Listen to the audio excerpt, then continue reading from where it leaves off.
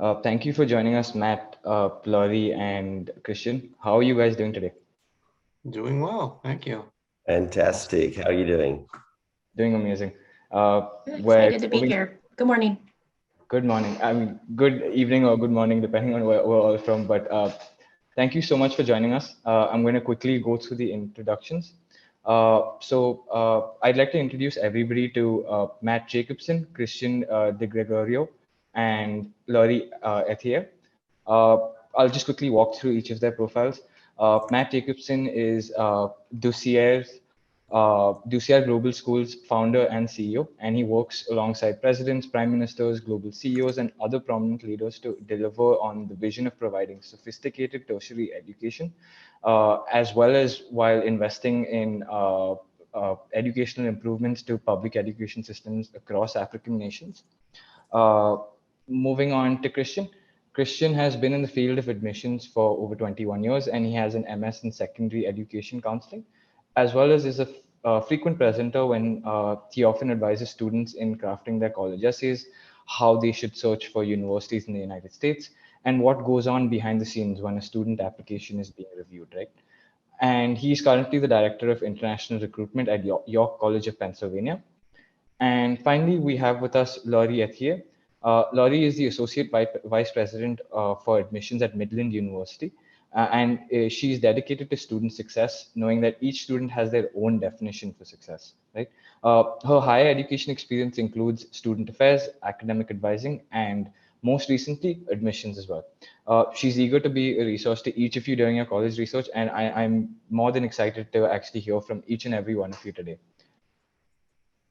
That being said, I'll quickly walk us through the flow for the day. We'll be starting off with what is a letter of recommendation and moving on quickly into who should write your letter of recommendation, uh, followed by a stepwise guide for drafting the LOR, as well as the best practices for the format of an LOR. And finally, we have what is a personal statement, as well as, of course, tips for succeeding with all these documentations.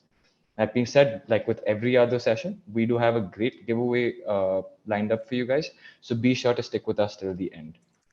I'll pass it over to you, Laurie, to take us ahead. Thank you so much. Sounds great. Thank you. And as he said, my name is Laura Ethier. I am joining you today from Fremont, Nebraska in the United States. And so when I said good morning earlier, it's my pleasure to spend this morning with you and share a little bit about letters of recommendation and other documents that are needed as part of the admissions process for various programs. So let's start. What is a letter of recommendation?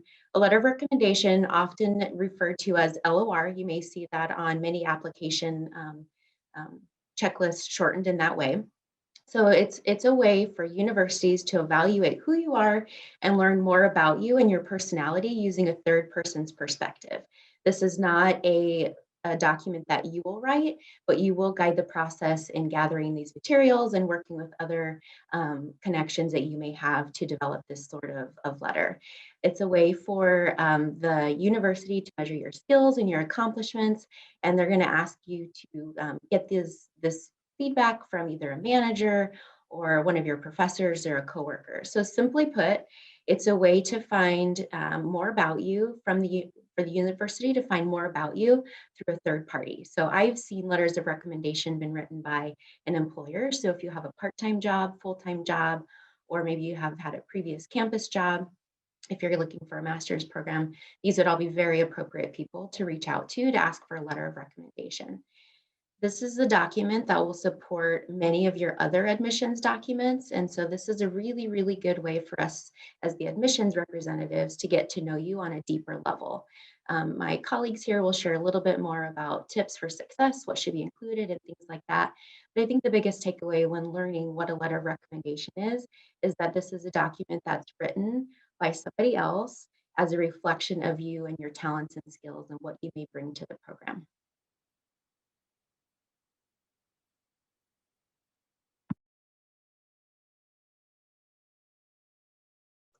Sorry, I had to unmute. So greetings, everyone. Good morning. My name is Christian De Gregorio. I'm from York College of Pennsylvania. York College is known for a lot of the programs in engineering, We do have paid internships for engineering. We've been around since 1787. We are indeed a university, so a little different from the UK system. My information, contact information is at the bottom there. You can reach out to me on WhatsApp.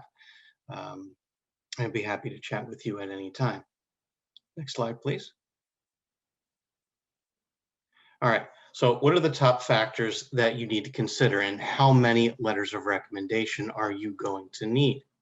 In most cases, you should kind of plan for having about 2 or 3 letters of recommendation. How long should that letter be? Normally about 3/4 of a page to 1 page. Letters that go on and on, 2, 3 pages, you want to kind of squeeze that down. You have to consider that you're applying to a school that may be receiving many, many applications. So they have to read all of these applications, and sometimes getting through, long personal statements, long letters of recommendation, you actually don't grab the reader's attention. So the committee members looking at this, and you wind up losing their interest if things are too long. So you do want to keep them, 3/4 of a page, 1 page long, and that's about it. That should do the trick. And kind of like Lori mentioned, who should write the letter? Well, it should be most likely a professor, someone who works with you, someone who knows your work academically and professionally. I do often get asked the question, and I got it yesterday from a student in India, can a family member write my letter of recommendation? No, that is not the best person. There's something called bias. I would never get a letter of recommendation from a parent that says, excuse me, I don't know about this student. That would be a bit concerning. So a professor, a manager, coworker are all really good suggestions. And what should go in that letter is how the writer or recommender knows that student for how long. So in what capacity? So for example, if it's a bachelor level student, it could be, I am a math professor. I taught this student. We covered, CBSE curriculum, just a quick little introduction. I taught them for 2 years. That's all really, really good work. That's something that we want to hear, a great introduction. And why does the letter writer think that you're a strong candidate? And I kind of broke it up into some academic traits and some personal traits. So your academic traits might be, they worked on a certain project.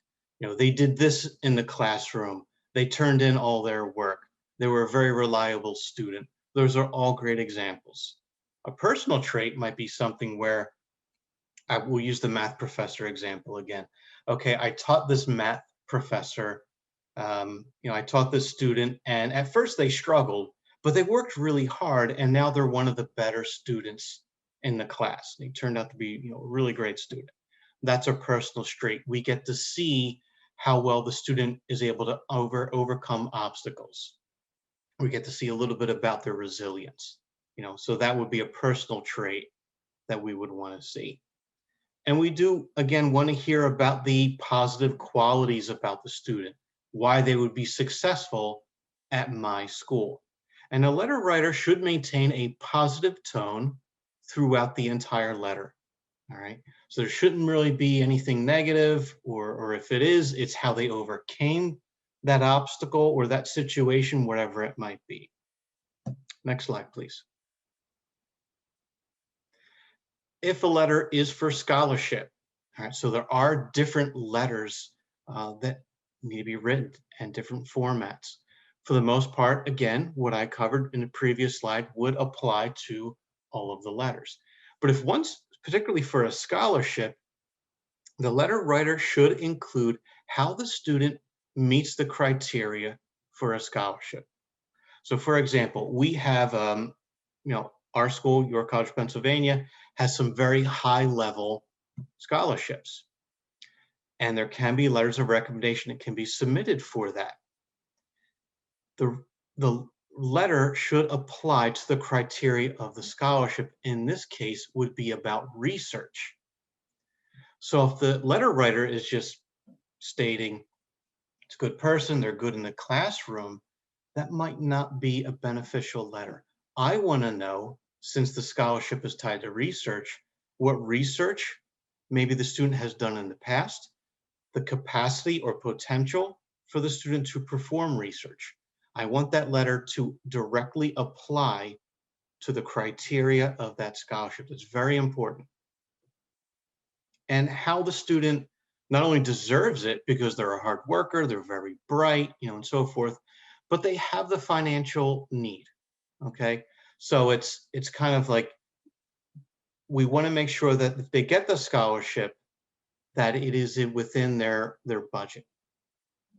And how the student going to contribute to the university or their field or their community. If it's a computer engineering student, maybe they want to go back to where they're from and improve the infrastructure for Wi-Fi. That's very noble. That's something that we definitely want to see. Next slide. If it's a master level degree, I know many of you are interested in master level degrees, it's less personal traits and more of the academic work. What have they done, previously in the classroom, research and so forth? Those things should definitely be in there. One last note of cheating on letters. All right, we take this very seriously in the United States. Cheating letters, falsifying letters, and I have had students do this where we've called on the phone or emailed the recommender and say, did you write this letter? And a number of cases where they said, no, I did not write this letter. And oddly enough, they said, I would have been happy to write that letter if that student would have asked me. So if you do falsify a letter and you get caught, in most cases, you will be denied automatically and not allowed to reapply. So we do take it very seriously here in the United States. So Christian, over to you, Matt. Guys, I had one question for you here. So oftentimes you'd mentioned like if a student cheats and if they write their own LOR and submit it on behalf of somebody else, that might be an issue.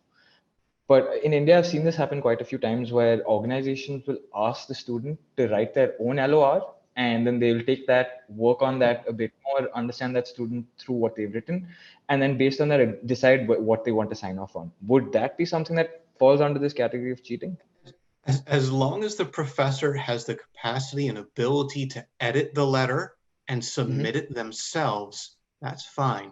What we don't want is the student writing it by themselves, forging a signature, and then emailing it on the professor's behalf without them ever seeing it. Understood. Thank you for that point.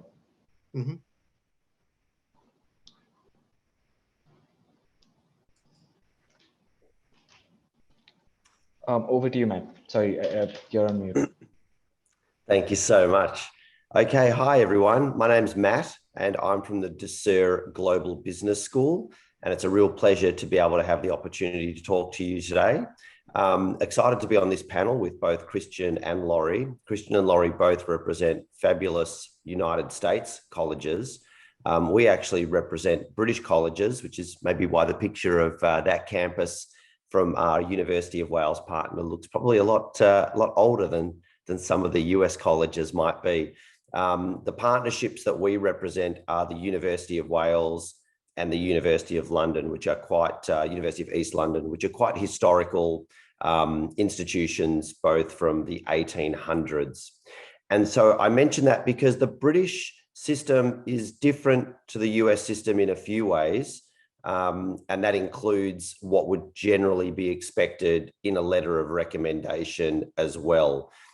So just be aware, firstly, if you're applying to a school in New Zealand or a college in the US, or maybe a school in Germany, make sure that you try to do a little bit of research on what might be culturally expected in that environment, because something that might be really suitable for England might not necessarily be exactly what Laurie or Christian would be looking for in the US. So I just think that cultural context is one of the first statements I would say, and doing a little bit of research there. I think a lot of what all of us are saying is universally relevant, but certainly just be aware that there's also some cultural sensitivities and cultural differences.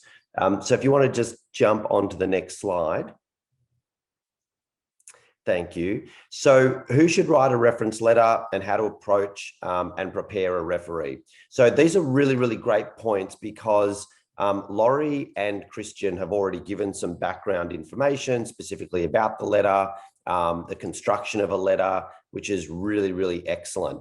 What I just wanted to mention was a bit of practicality on how do you actually get a referee to write a letter and the best way to prepare them. So there's just a few things that I wanted to kind of mention in the context of how to get someone to prepare you for writing a letter of recommendation.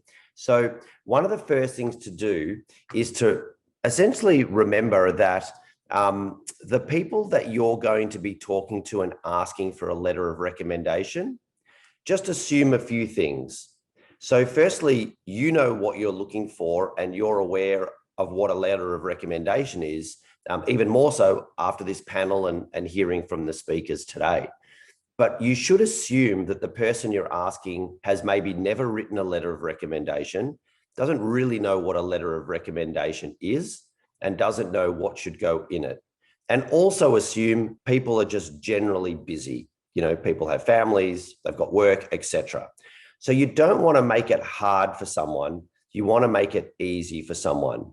So specifically, when you're asking someone for a letter of recommendation, this is on the don't side, don't simply email someone and say, could you please write a college letter of recommendation for me? Or could you please write a university letter of recommendation for me? That's definitely what you shouldn't do. What you should do is then not really assume that the people that you're asking are not very familiar with your career. They might know that you are working as an accountant, or they might know that you're interested in engineering, but they might not really know the detail of your career. They might not be aware of what school you're actually trying to get into or the specific program you're trying to get into. And they might not know about some of your broader accomplishments. So kind of assume that they don't know the detail. They'll obviously know about you as a person and your kind of general field that you're in. Otherwise, it wouldn't make sense that you were asking them for a recommendation, but they might not know the specifics. So in asking for a letter of recommendation, I would spell it out for them. So I would be saying, for example, you know, would you please write a letter of recommendation for me? That would be really helpful. It should take you approximately 5 to 10 minutes to write. Should be no more than about a page. And I've included a little bit of key information for you that might go into a bit more detail than you might otherwise know. And this might be kind of similar information that you'd have on a CV or a LinkedIn profile. So, you know, you work 2 years at X and 3 years at Y. You're applying for a bachelor's of engineering at the University of East London. And some of your key achievements that help to boost your authenticity as well.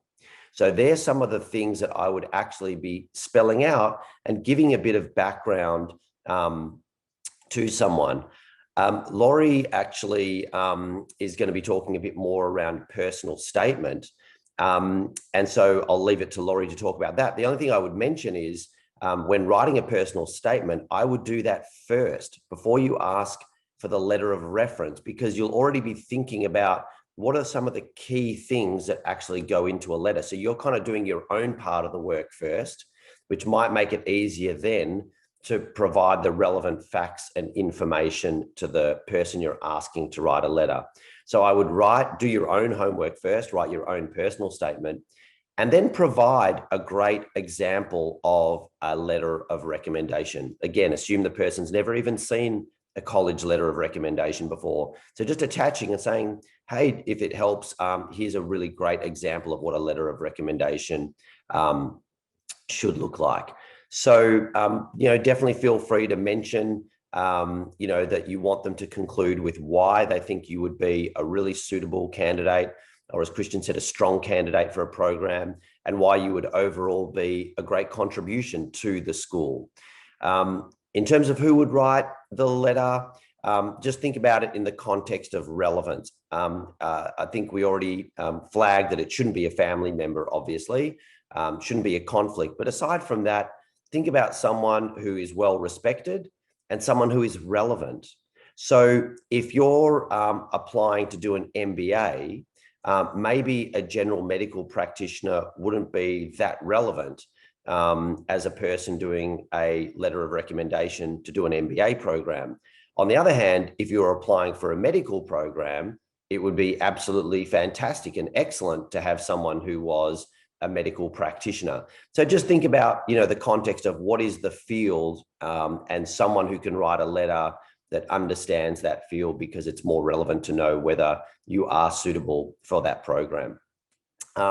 So if you want to just perhaps, I don't think we can really read that letter, but that is an example of a letter. So maybe if anyone wants an example of a letter, I'd say we're very happy to share that afterwards.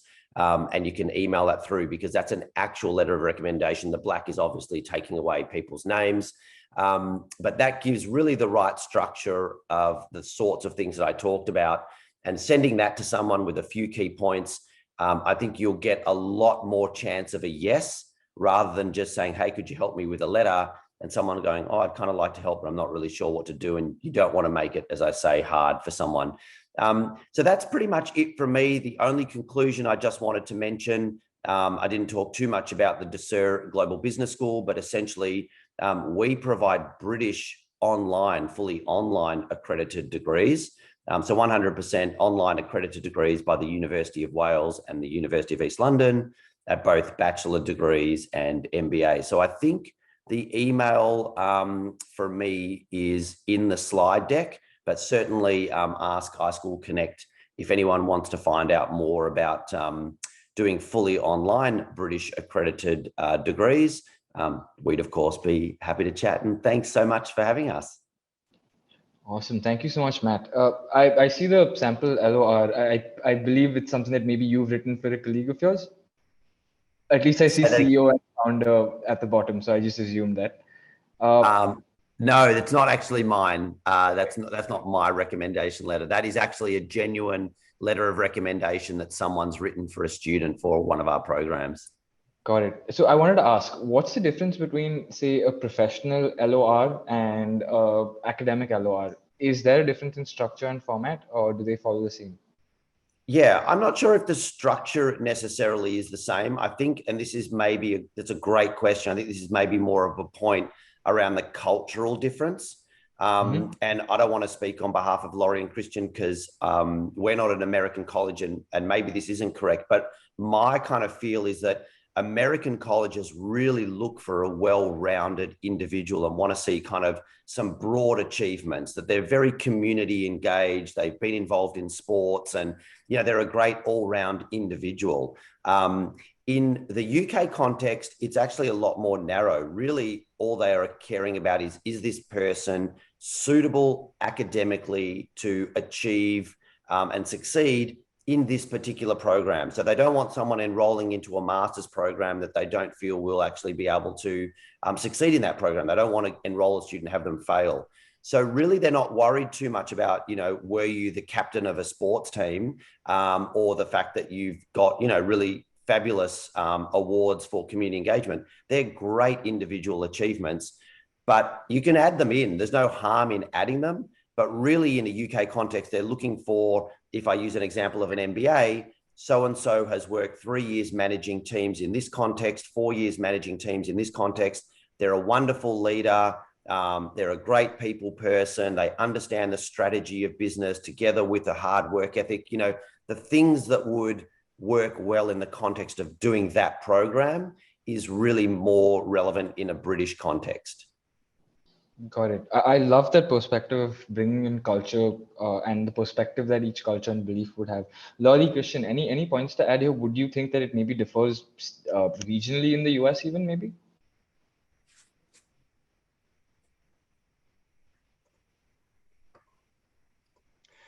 Sorry, I just had to unmute myself again. No, I don't think there's a big difference at all. I think, you know, when we talk about, you know, professional recommendations and an academic recommendation, the format in the United States does tend to be roughly the same. Content may differ a little bit because they're going to have different perspectives and relations with that student, but generally no difference. Understood. Laurie, anything that you'd want to add here? Yeah, just to add on, I completely agree with points made both by Christian and Matt. And I would say that for in the United States, what would be the most important and similar to what you would see elsewhere. But I think the source of the letter is probably the most relevant. That way, we would need to make sure that there's a strong correlation to the skills that the person is speaking towards, and making sure that there's a connection to the needs of the program and the skills and abilities of the student. So as long as we can pull all of that together and the source is credible, then I think the content, similar to what Matt and Christian were saying, is similar. Awesome. Thank you so much for your inputs, guys. I'm just going to move on to the next slide. All right, so now it's my pleasure to share just a little bit about the context of our school. Midland University, as I shared before, is in Fremont, Nebraska in the United States.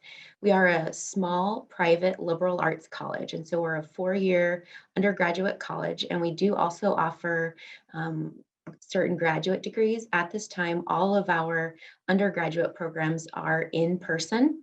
We do have a very large footprint. We're a small college. We have a large footprint covering 43 of the United States and 19 countries. And so we are really well equipped to support students through not only through the admissions process, but their journey towards earning a bachelorate and ultimately a graduate degree.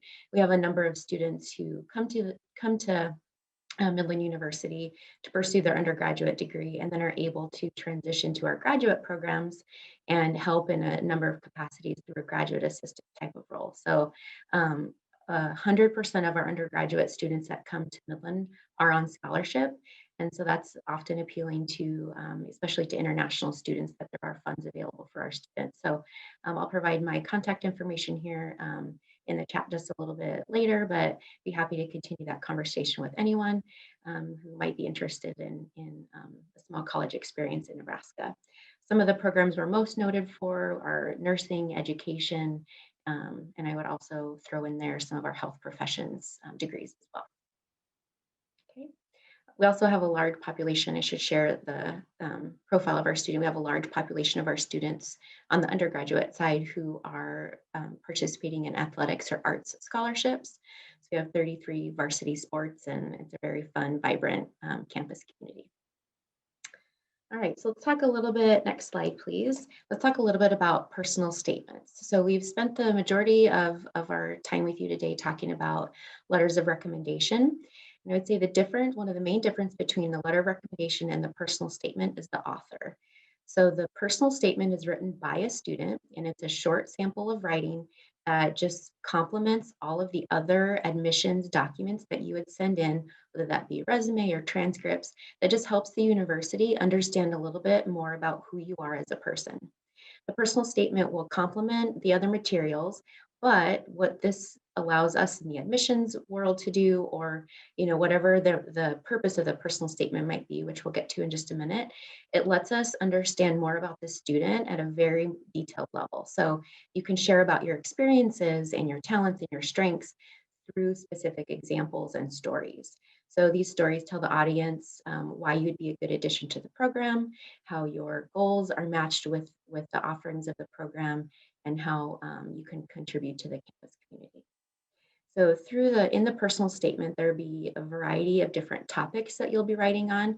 There's 2 basic types. So one is a personal statement where you're given the prompt, and that could be in line with most likely in line with an admissions application, or they could just ask to have a personal statement written on your personal values.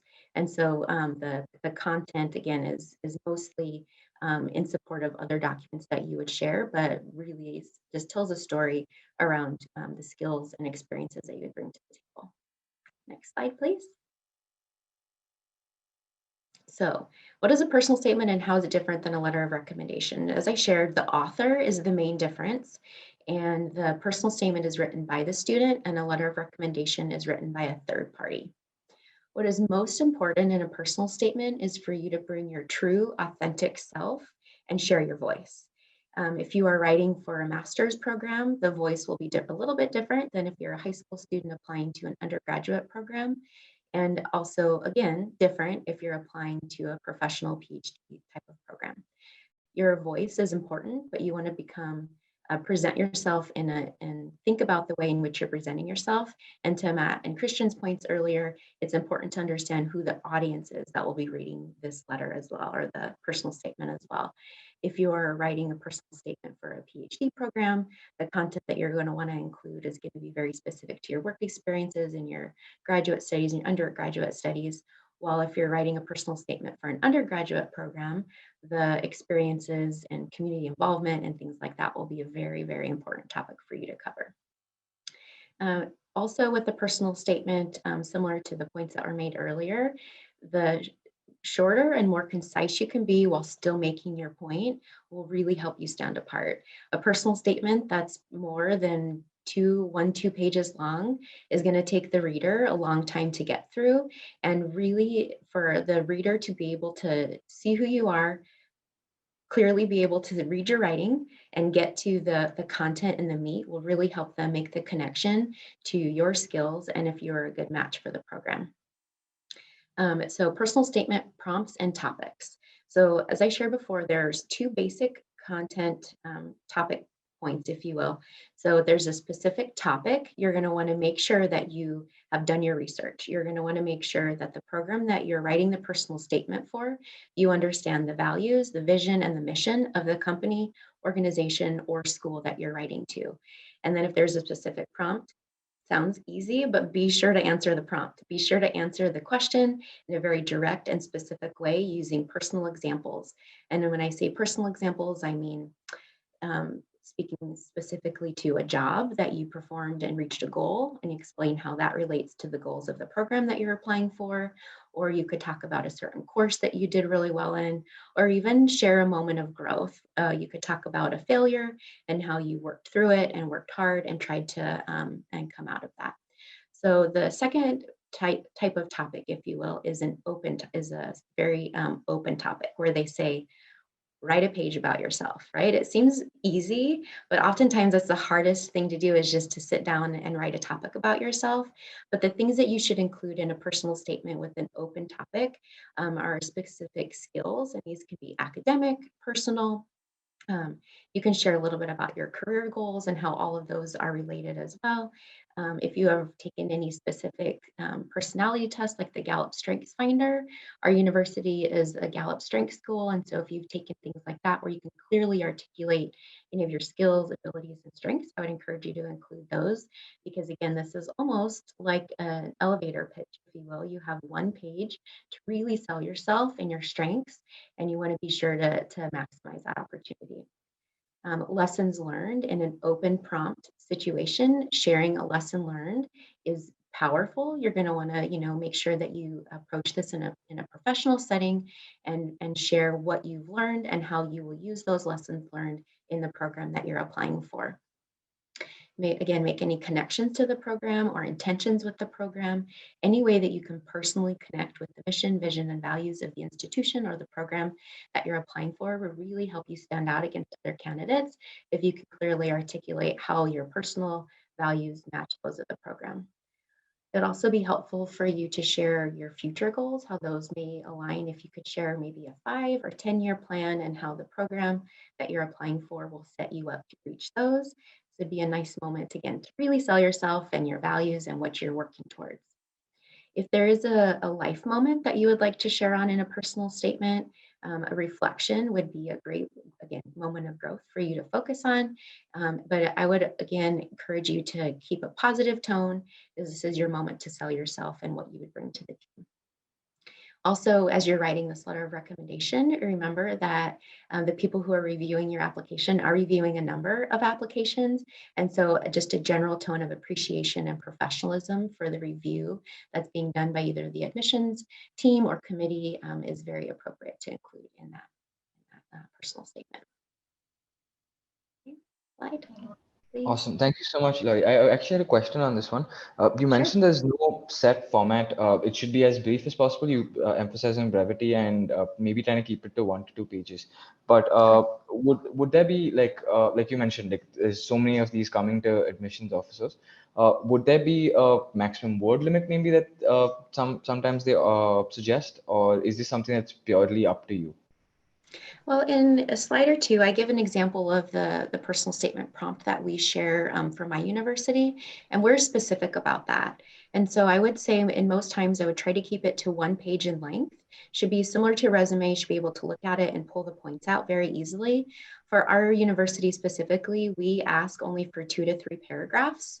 And so that could, I don't have a specific word count that I would recommend, but I think that if a page is appropriate or just a few paragraphs. Understood. And what about feedback? Do we, should we, since it's a personal statement, right? I would ideally know myself best. So say I'm writing this document, who do I get it reviewed by? Who would be the right person to give me feedback on it maybe? Great point, great question. I would say I would treat this personal statement prompt similar as you would any essay that you are submitting for review for a class or an assignment. So I would begin with, creating an outline. What are the few points that I want to make? Start there and then start in with an introductory paragraph or even an introductory line in this case, since we're space sensitive, and then really fill in the points that you want to make with those specific examples or stories to help bring your story to life. And so once you approach it as you would just any normal term paper or classroom assignment, I would think that those people are also who you would have a review assignment, but also be the appropriate folks to review your work as well. So anybody who maybe in an education setting, a previous teacher or professor, somebody that you trust and know that has the qualifications for that would be my recommendation. Awesome. Thank you so much, Laurie. I'll just move ahead with the next slide. Sounds great. Tips for a successful letter of recommendation and personal statement. Submit your documents on time, right? It seems easy and seems simple, but you want to make sure that it's on time and free of grammatical and spelling errors. If those two things are not done, unfortunately, those are little marks that are against your application from the get-go before they even are able to make it to your application documents. And so my recommendation is submit it as you would any final term paper or assignment. Read it, proof it, and submit it on time. And next, you just want to, before you submit it, you want to make sure one final time that the points that you're making in your letter connect very clearly and very well to the goals and objectives of the program that you're applying for. There have been a couple of situations when I've reviewed personal statements, and after I've read it, I'm like, they submit the right assignment? Is this a different document that they meant to assign? And so I think the more clearly you can connect your personal and professional goals to what you're applying for, then I think the more success you'll have through this document. And again, brainstorm topics, create an outline, and submit. Okay, and so finally, thank you. Here's a sample personal statement that we ask for our students at Midland University. As you can see, it just asks for 2 to 3 paragraphs in length. This specific statement is a statement that we use for our students who are on academic probation. And so what we're trying to get out of this prompt is we're trying to understand some of the lessons learned through students who may have struggled in the past, and give grace for that, right? It's okay to be able to admit humbly and professionally admit that you might have come through challenges. But during this time, we want to understand how have you worked through those, how have you grown as a person, and how will you bring those lessons learned along with you into this program. And so this personal statement prompt, we went 2 to 3 paragraphs in length, and we wanted to just simply asking, who are you as a student? And so when you go to write a personal statement, if this was your prompt, again, I would make a few points. So it says you may choose to include topics like your academic history, any challenges you've worked to overcome, willingness to use academic support resources, etc. So what I would do is I would write 2 to 3 points, and then I would say, these are, I'm going to choose, this is my topic that I want to cover, these are the points that I want, and then begin writing. You may find that sometimes the hardest part is only keeping it to 2 to 3 paragraphs in length, but that's going to challenge you as a writer to be very specific and concrete to the examples that you're sharing. So then once you submit these along with your resume, any of their application materials, letters of recommendation will really help to show the admissions department or scholarship committee, whoever it may be, who you are as a student. So as you're writing these, I'm happy to help continue to be a resource for you and just encourage you to bring your true authentic self. And yeah, this is your moment to share your story and set yourself up for your future. So it's an exciting moment. So take advantage of that.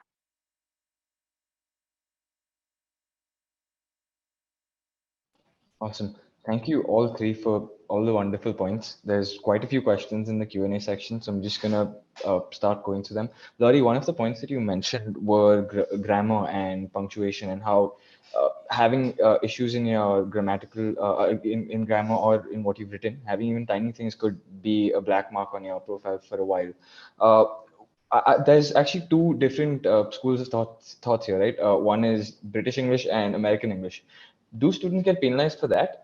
Considering that, you know, we do have people from Australia here as well as America. I'd love to know, like, do you guys look into that? And is that something that you take into consideration? Are they using a different English? Great question. Personally, from our institution, that would not be anything that we would, you know, look at in a negative fashion. The things that I was looking for, we want to look at simple punctuation, capitalization, sentence structure, things like that are very important to come to bring to the table. But I would say, again, to emphasize my point, be your true authentic self. And, you know, we want to just see a sample of your writing and who you are as a person. And so as long as you have the simple errors corrected and taken care of, then I think the students will be fine. Yeah, the only thing I would add, because I'd say that that's exactly right what Laurie said. I don't think it matters for us as British institutions, whether you're writing in, say, American English or British English, because, you know, we would understand that both of those are correct from the markets you're coming from. But going to what the comments were earlier about grammar and spelling and being accurate, what wouldn't look good is if it's a little bit of a mixture. So sometimes you use American spelling words and sometimes using British English, and then you're not consistent. So the only thing I would add is whatever you do in our context is fine, as long as it's consistent that it is one or the other.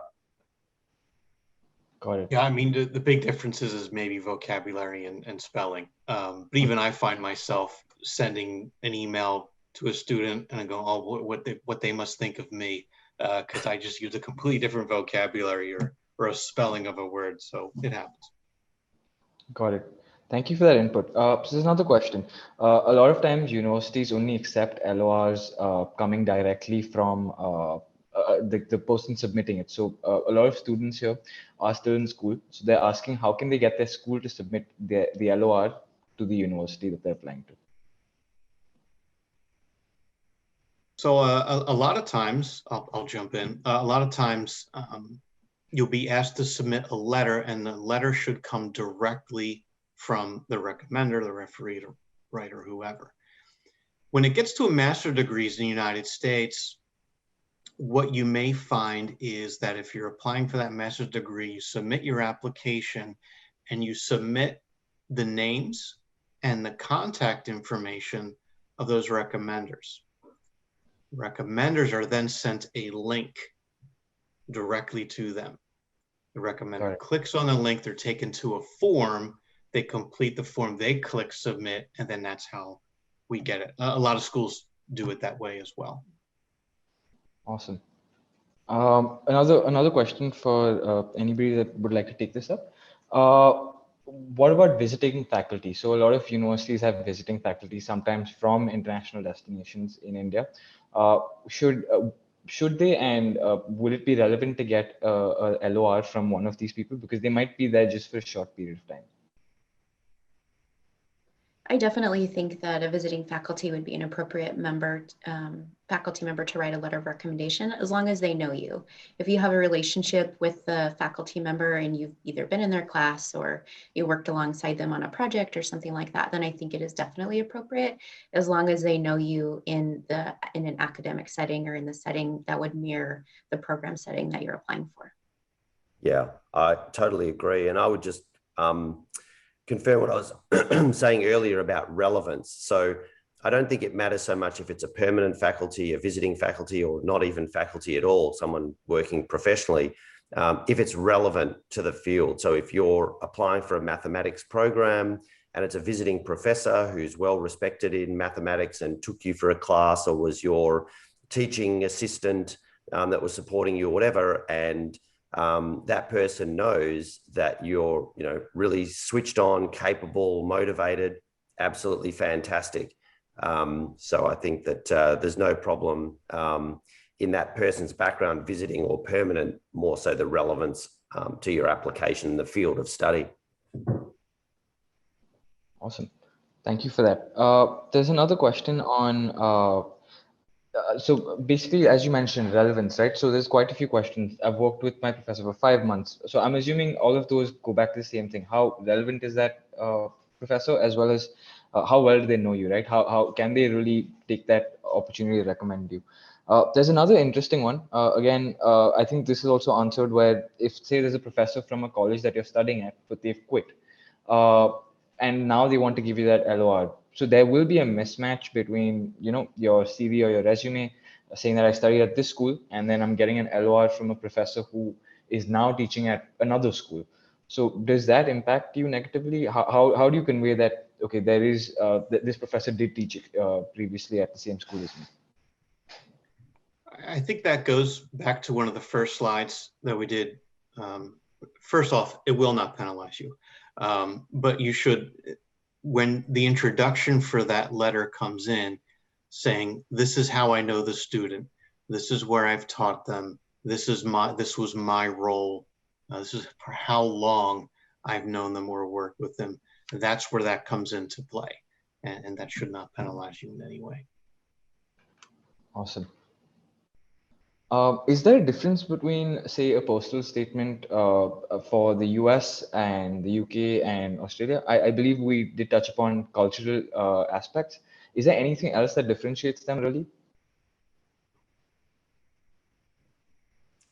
I would just confirm what I was saying earlier. The same for a letter of recommendation and a personal statement that is sometimes required, not required for all of our degrees, but certainly required for some degrees. I think there was a question actually I saw in the chat about whether these letters are actually required or recommended.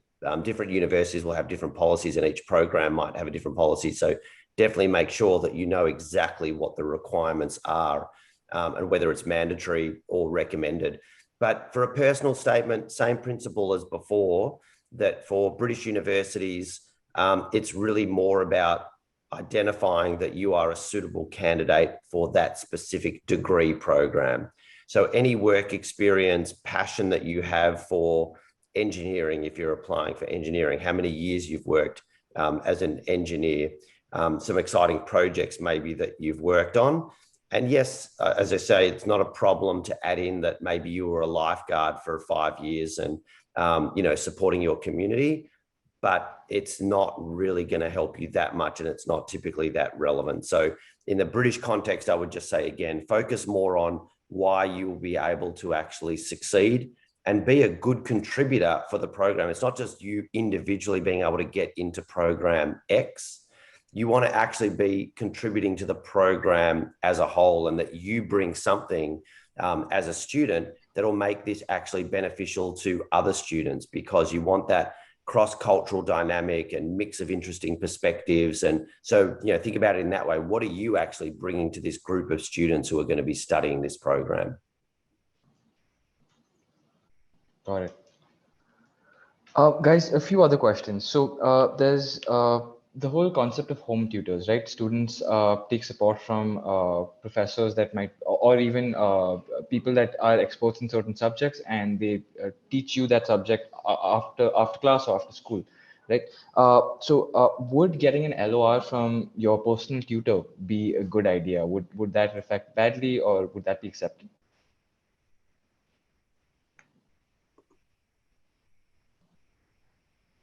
That's a really good question. Generally, we prefer to have them from a school, and the reason being is for the possibility for bias. So if you're paying someone to be in your home, to be a personal tutor for you, they may feel obligated to, I think, be overly gracious with their comments. Understood. Another one, is diversity important? So say I'm applying to a university and I get 2 LORs from the same college that I'm at, from 2 different people, but from the same college in the same STEM. Would it make more sense to maybe look at a professional LOR, say I've worked, or is it fine to still get both from the same institute?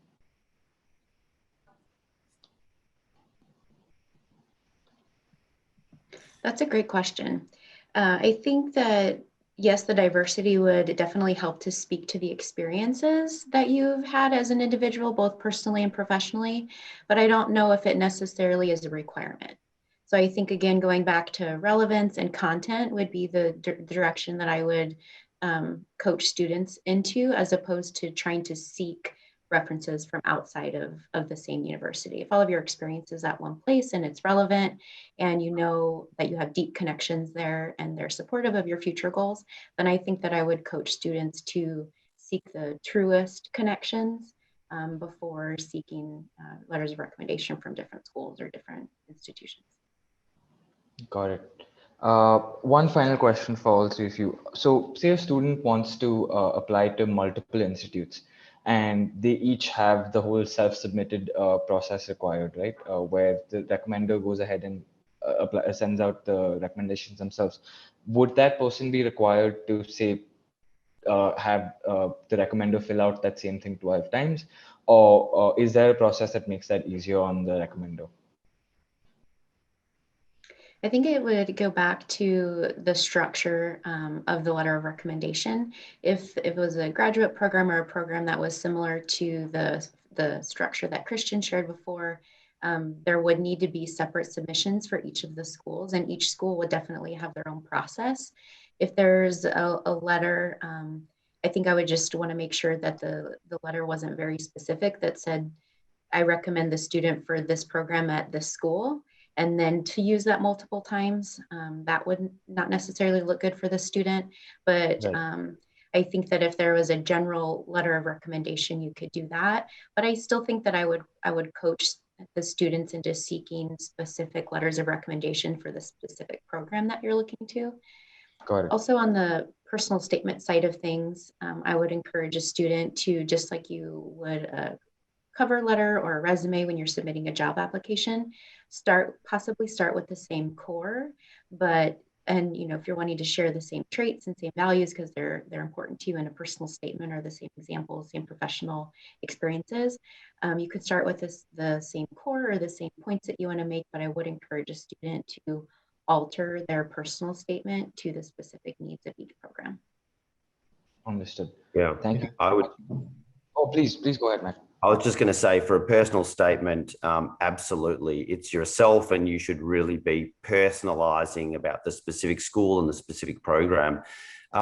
When you're asking, though, for a letter of recommendation, I think it's slightly different because, to ask someone to write you 6 letters of recommendation versions, I think, people maybe won't be so open to doing that. So I think the question then is, are you applying to 6 schools for the same program, or are you actually not sure what program you want to do and applying for a few different programs? The reason that's relevant is if you know you want to do a master's in finance, but you're maybe going to apply to 3 or 4 different schools, I think you can be really specific in the letter of recommendation to say, so-and-so would be a fabulous contribution to undertake a master's of finance because of blah, blah, blah, and just don't put the name of the school. And I think that's fine. But if you are on one hand thinking, I want to do an MBA or a Master's of Finance, you can't have one generic, I don't think, letter of recommendation. So that's how I would tackle that. And that's if you can gather the letter of recommendation and submit them yourselves. But as Christian mentioned, some people will be applying to institutions where the institution will send you a direct link. So that individual will have to then fill out a form for each individual college. But ideally, again, goes back to one of my earlier comments that the easier you can make it for someone, the better. If you ask a professor for a little favor of 1 letter of recommendation, they're going to be pretty comfortable and usually pretty helpful. If you went to anyone and said, could you write me 11 letters of recommendation? I think the answer would be, well, whoa, okay, I'm not sure. That's like, I've got a few other priorities. Absolutely. Christian, I think you were also about to say something when I cut you off. Anything you'd like to add there? No, I was just going to say there are some third-party applications where you can submit 1 recommendation or 1 essay for 1 school. So an example of that for undergraduate students or bachelor's seeking would be the Common application. Some master level programs here in the United States will have third-party applications. So for example, trying to pull one off the top of my head, for physician assistant, they ask people to apply through an organization called CASPA, so are some times when one letter would suffice. Got it. Thank you so much, guys. I'd like to take this time to thank each and every one of you. Matt from the OCA Global School, Christian from York University of Pennsylvania, and Laurie from Midland University. It's a pleasure having all of you here. And these insights were really grateful. I'd like to quickly tell the audience about a guide to get a stellar letter of recommendation, right? There's a feedback form that you can fill out, which will be in the chat right now, which is at bit.ly/isc_fest_feedback_day_2. And that's about it. So it was a pleasure having you guys here again. Thank you once again for being here. Thanks so much. Thank you very much. Thank you. Absolutely. Anytime. That being said, guys, there is a whole other day left. Make sure you stay tuned tomorrow from 5 onwards for 4 other sessions on various aspects of studying abroad, things that we haven't covered yet with new speakers and new content. So make sure you stay tuned, make sure you join us, and I'll see you soon. Thank you.